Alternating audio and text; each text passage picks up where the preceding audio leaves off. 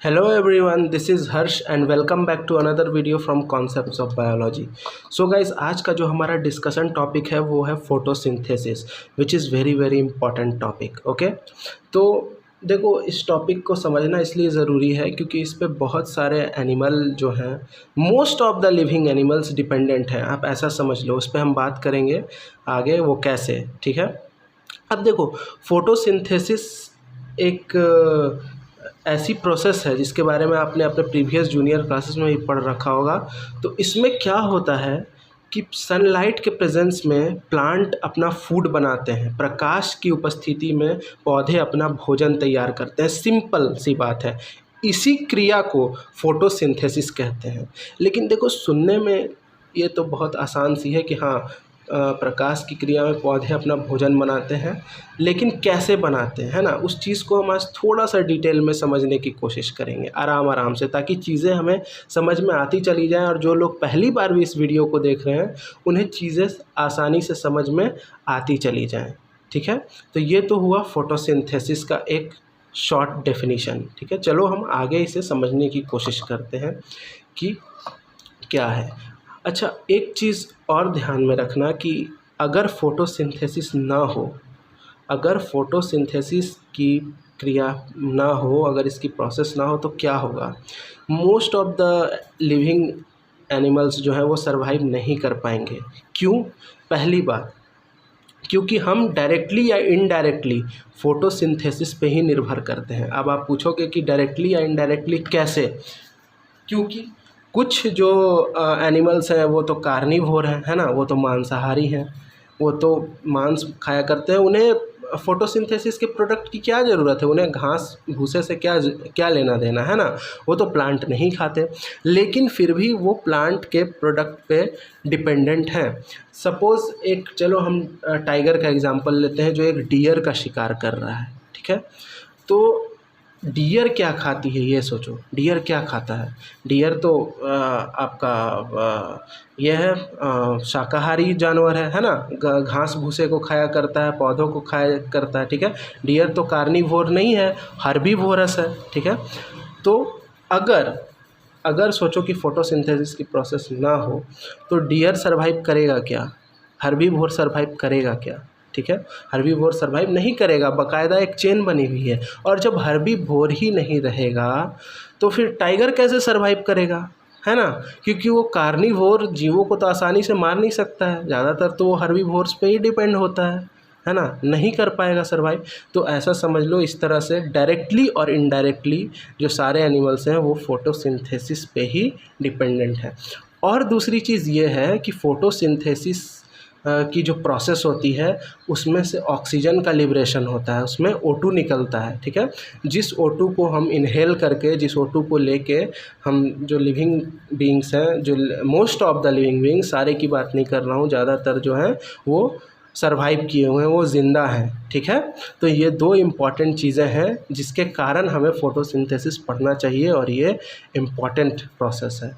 ठीक है, so let's start. ठीक है, देखते हैं. देखो ये सन है, मैंने सिंपल एक डायग्राम के थ्रू दिखा रखा है, आई होप कि आपको विजिबल हो क्लियरली.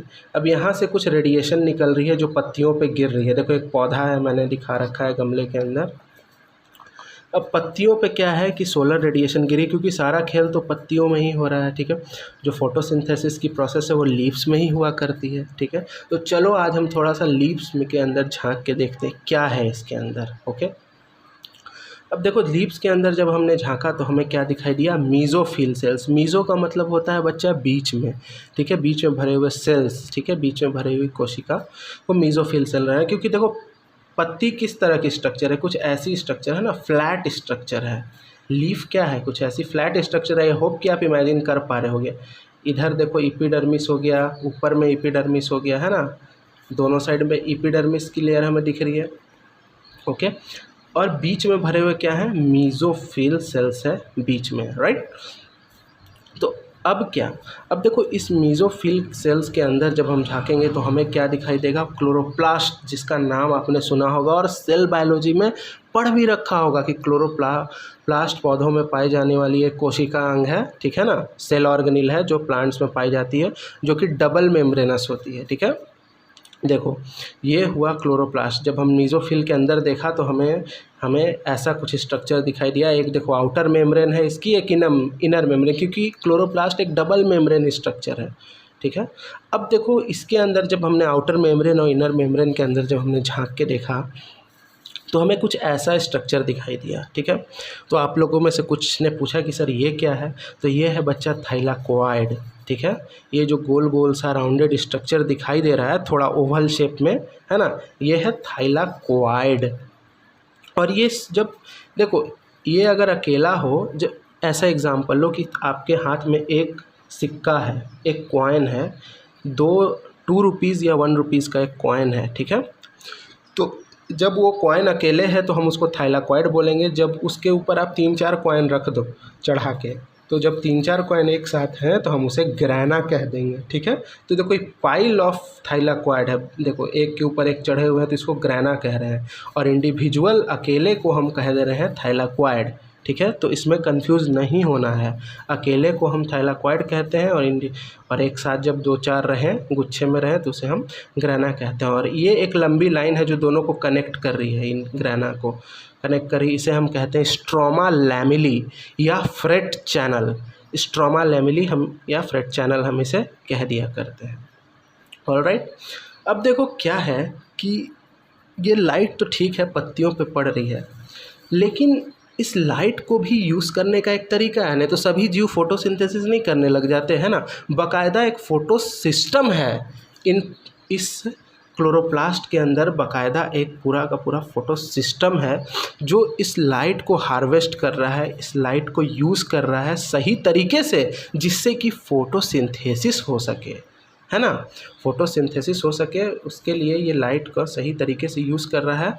और उस पूरे सिस्टम को हम फोटो सिस्टम कह देते हैं। तो इसके जब आप थाइलाकोइड के अंदर आप देखोगे तो आपको फोटो सिस्टम दिखाई देगा। इस थाइलाकोइड को भी आप जूम करो, अब इसके अंदर इमेजिन करो कि आपको फोटो सिस्टम दिखाई दे रहा है। आप फोटो सिस्टम के बारे में पढ़ोगे या आपने पढ़ रखा होगा 11th या 12th के अगर आप स्टूडेंट हो तो।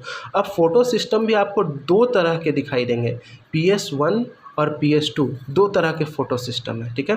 हम ज़्यादा डिटेल्स नहीं जाएंगे, PS1 PS2 लाइट रिएक्शन और डार्क रिएक्शन है, वरना वीडियो काफ़ी ज़्यादा लेंदी हो जाएगी और समझने में प्रॉब्लम हो सकती है। और मैंने उसके लिए यहाँ डायग्राम भी नहीं बना रखा, बट फिर भी मैं आपको एक ओवरव्यू देने की कोशिश कर रहा हूँ, ओके, ताकि चीज़ें आपकी समझ में आए डिसेंटली, ठीक है। अब देखो फोटो सिस्टम का क्या काम है कि लाइट को सही तरीके से यूज़ करना, सिंपल, ठीक है। एक सिस्टम है, लाइट के लिए एक सिस्टम है, ऐसा समझ लो।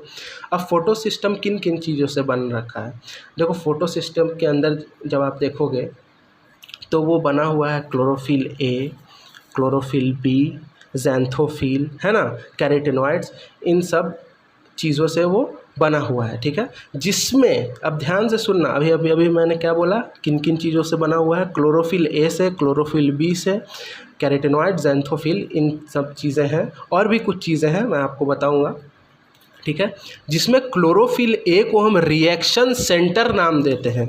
क्लोरोफिल ए को फोटो सिस्टम के अंदर जहाँ जो लाइट का यूज़ कर रहा है फोटोसिंथेसिस के लिए, उसमें हम क्लोरोफिल ए को, जो कि एक यूनिवर्सल पिगमेंट है, सभी हरे पौधों में पाया जाता है, उस क्लोरोफिल ए को हम क्या नाम देते हैं बच्चा, रिएक्शन सेंटर नाम देते हैं, ठीक है। याद रखना ये नाम इम्पॉर्टेंट है, आप इनकाउंटर करोगे इस नाम को, आगे आपको मिलेगा ये नाम अगर आपने नहीं पढ़ रखा तो, ठीक है। क्या ऐसे कहते हैं, रिएक्शन सेंटर। तो रिएक्शन सेंटर जहाँ भी आपको नाम दिखाई दे, आपको तुरंत समझ जाना है कि क्लोरोफिल ए की बात हो रही है, ठीक है। और उसके बाद जो बाकी एक्सेसरी पिगमेंट है, जैसे क्लोरोफिल बी हो गए, कैरोटीनॉइड्स हो गए, ज़ैंथोफिल हो गए, इसे हम एंटीना मॉलिक्यूल्स कहते हैं। एंटीना मॉलिक्यूल्स, इन तीनों को, क्लोरोफिल बी, ज़ैंथोफिल्स, है ना, और कैरोटीनॉइड्स, इनको हम कहते हैं क्या, यस, एंटीना मॉलिक्यूल। और क्लोरोफिल ए को क्या कहते हैं बच्चा, रिएक्शन सेंटर। गुड, ठीक है। इसके अलावा कुछ एक्सेप्टर मॉलिक्यूल्स होते हैं ना, कुछ कैरियर मॉलिक्यूल्स होते हैं, तो इन सब में अभी हम नहीं जाते, ठीक है। इनको मैं आपको सिंपल चीज़ें आपको समझा दिया ताकि आप पढ़ो तो आपको प्रॉब्लम ना हो, ओके। अगर आप बोलोगे तो मैं इस पर एक इंडिविजुअल वीडियो बना सकता हूँ, लाइट रिएक्शन डार्क रिएक्शन क्या है, मैं आपको समझा दूंगा based on your comments, okay. अब देखो यहाँ तक तो हुई इसकी बात, ठीक है। अब देखो लाइट के प्रेजेंस में अब ये इसमें दो तरह के रिएक्शंस चल रहे होते हैं यहाँ, ठीक है। हमें दो तरह के रिएक्शंस देखने को मिलते हैं इस क्लोरोप्लास्ट के अंदर बेसिकली। एक होता है लाइट रिएक्शन जो लाइट के प्रेजेंस में होता है, ठीक है, लाइट रिएक्शन। एक होता है डार्क रिएक्शन, ठीक है, जो उसमें डायरेक्टली लाइट की ज़रूरत नहीं होती, ठीक है। Dark reaction independent on light, लेकिन हाँ उसके प्रोडक्ट की ज़रूरत हमें हुआ करती है, ठीक है। तो ये तो हुआ इसका बेसिक सा ओवरव्यू। अब देखो ये इक्वेशन इंपॉर्टेंट है, इस इक्वेशन को बहुत ध्यान से समझना क्योंकि ये इक्वेशन इंपॉर्टेंट है, ठीक है। कैसे बन रहा है फोटोसिंथेसिस की प्रोसेस कैसे हो रही है इस इक्वेशन से हमें पता चलता है। देखो carbon dioxide plus water plus light, ठीक है, इन तीनों का यूज़ करके कार्बन डाइऑक्साइड एटमॉस्फेयर में पाया जाने वाला कार्बन डाइऑक्साइड, वाटर और लाइट के प्रेजेंस में क्या बना रहा है C6H12O6। अभी हमने क्या पढ़ा फोटोसिंथेसिस में कि पौधे अपना भोजन बनाते हैं, लेकिन वो किस रूप में बनाते हैं, ग्लूकोज के रूप में बनाते हैं। पौधों में जो भोजन बनता है वो किस रूप में बनता है, ग्लूकोज के रूप में बनता है, ठीक है। और उसमें क्या निकलता है, उस ग्लूकोज के साथ साथ क्या बनता है, वाटर बना करता है, और देखो ऑक्सीजन निकला करती है O2, जिसको लेके मोस्ट ऑफ द जो लिविंग थिंग्स है वो इसी पे सरवाइव कर रहे हैं। अगर O2 लिबरेट ही नहीं होगा तो जीवन मुश्किल हो जाएगा, है ना। ऑक्सीजन रहेगा ही नहीं इन्वायरमेंट में, है कि नहीं।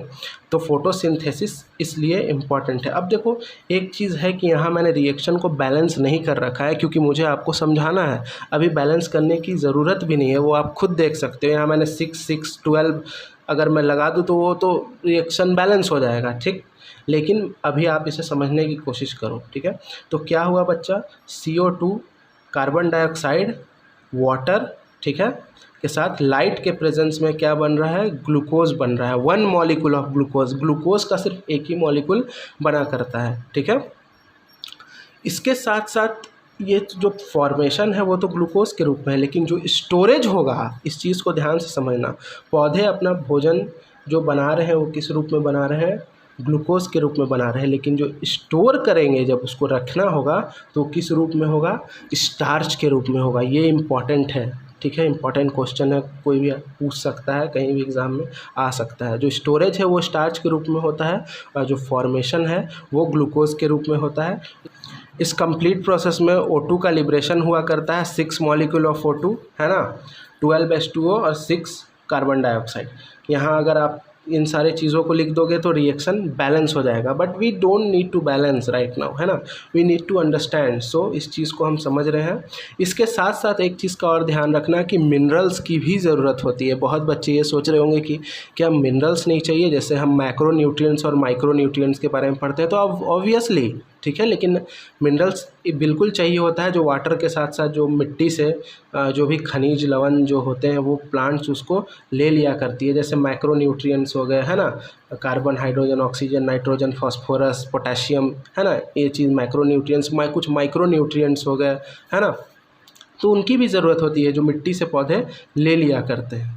ओके, सो गाइज ये था एक बेसिक ओवरव्यू फोटोसिंथेसिस पर। अगर ये वीडियो आपको अच्छी लगी हो तो वीडियो को आप लाइक करें, अपने फ्रेंड्स के साथ शेयर करें, and let me know in the comment box कि क्या आपको एक सेपरेट वीडियो चाहिए light reaction, dark reaction, photosynthesis पे, तो मैं उसे बनाने की कोशिश करूँगा। Thank you for watching.